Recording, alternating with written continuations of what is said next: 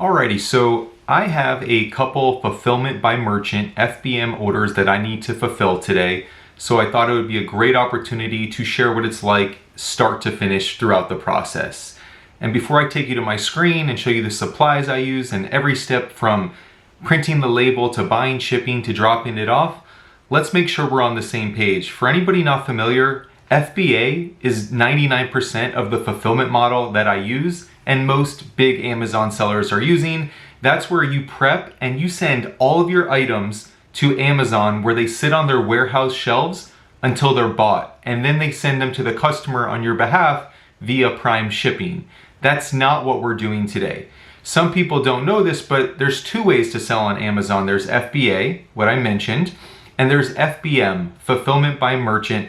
And that's where I use Amazon as a selling platform, but I actually, once I get the sale, I send it directly to the customer, never through Amazon's warehouse. Okay, there's a lot of reasons why I do 99% FBA. That's a conversation for another day. Just know that regardless of which way you do it, there's probably gonna be at least some opportunities or necessities where you do FBM, so it's good to know anyway. All right, so that being said, what you're gonna do, first things first, is I'm on my Amazon seller account homepage. You'll see there's a tab that says Ship Orders, very front and center, and I'll click Ship My Orders.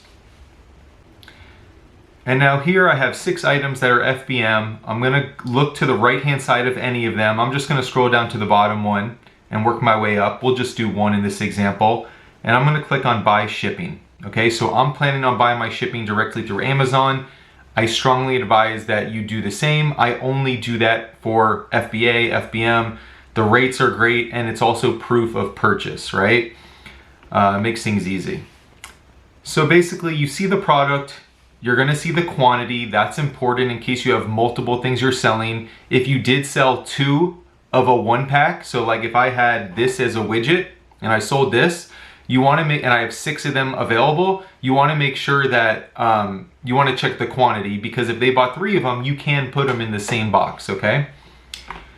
So then you scroll down, make sure it's the right product, and there's going to be a section for, in here in the middle, complete details of package shipment if you want to buy. So again, you don't have to buy it through Amazon, but I do 100% of the time. So from here, we're going to put our packaging dimensions. I have a box that's 6 by 6 by 6. We're gonna put the weight. Let's say it's 7 ounces. And then next to that, you're gonna see selected shipping service. So they present you a couple options. So USPS first class, $381. It'll get there by Friday, September 23rd. Underneath that is UPS ground. It'll get there by Thursday, September 22nd. That's $4.01. So it's 20 cents more. It would get there a day sooner.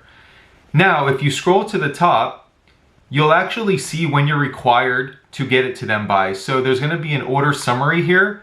Ship by, okay, September 20th. Deliver by, the last day is September 30th. So either of these options, the dates would work.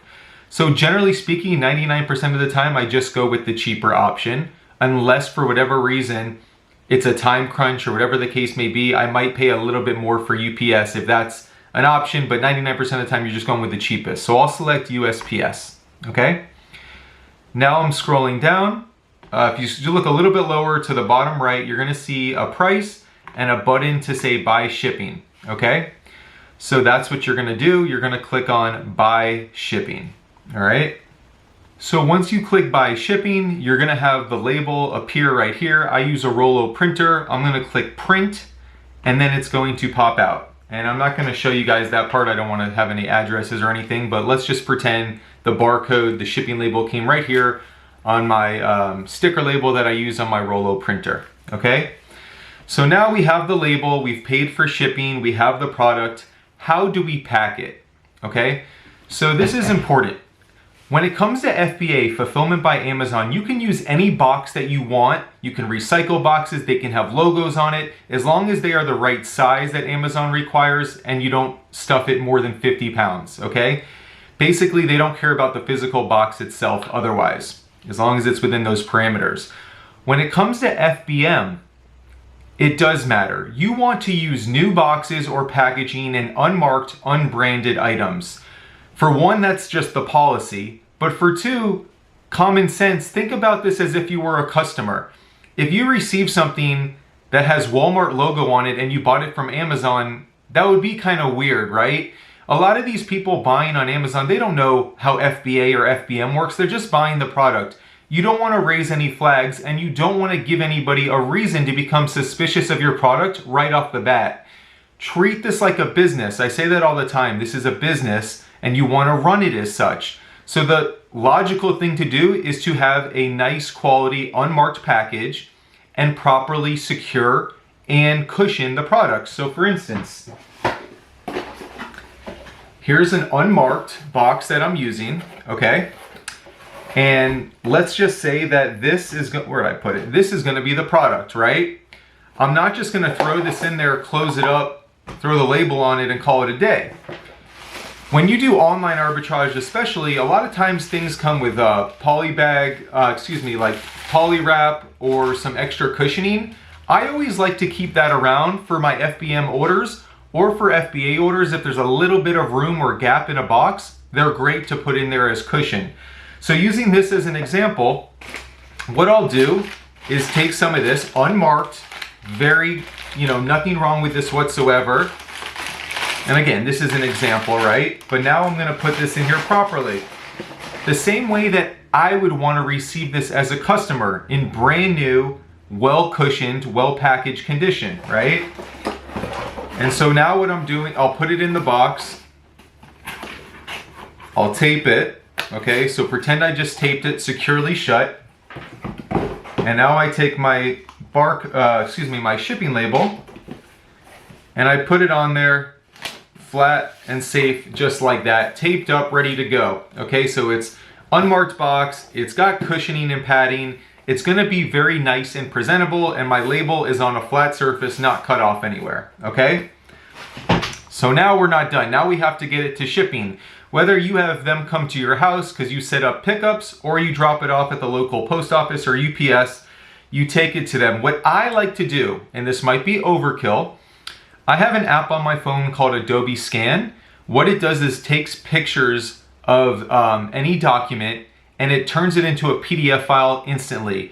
So when I get that receipt from UPS or USPS that I dropped it off, I take a picture of it instantly, and now I have it saved to my phone just as another level of protection if someone says, I never received it, you never shipped it, right? So for one, I bought it through Amazon, where they have access to the tracking code, right? And for two, I now have proof that I did in fact drop off the item. So I paid for the shipping because Amazon has a receipt of that because I bought it through them, and I physically shipped it to them because I have proof of that through the picture of the receipt that I use Adobe Scan for. And so now that completes the cycle of a fulfillment by merchant order.